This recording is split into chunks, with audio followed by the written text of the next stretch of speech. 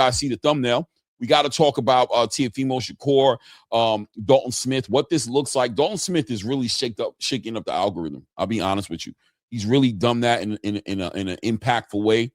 140 just looks completely different now. The landscape of the conversation has completely changed as far as what we got to look forward to. And we got to put the pieces where they need to be, right? Because you got Gary Antoine Russell, who, quietly speaking, is supposed to be fighting against a mandatory in Andy Hiroka, right? And, you know, one thing about Gary Antoine Russell, if you go down the street and you talk to somebody about boxing, they're not mentioning him, right? And so you want to see him.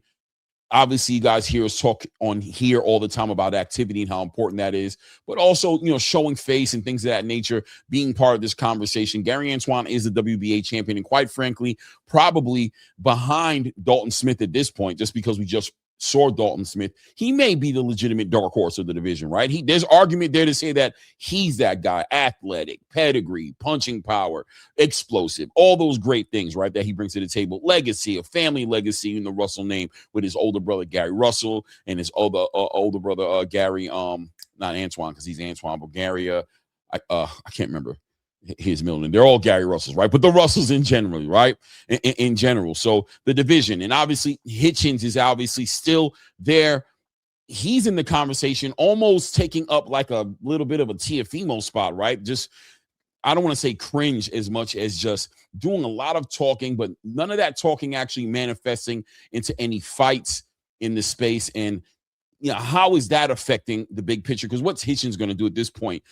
The other day, shout out to my guy HLD. He brought to the attention the fact that Hitchens may in fact not even be signed to Eddie Hearns at this point.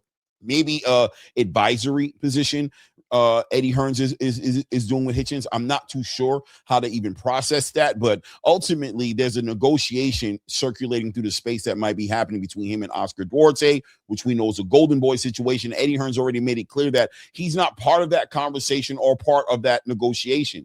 So we got to sit back and see what Hitchens is going to do now that you got a big player right now in the 140-pound division in a Dalton Smith. How does Richardson Hitchens fit into that picture?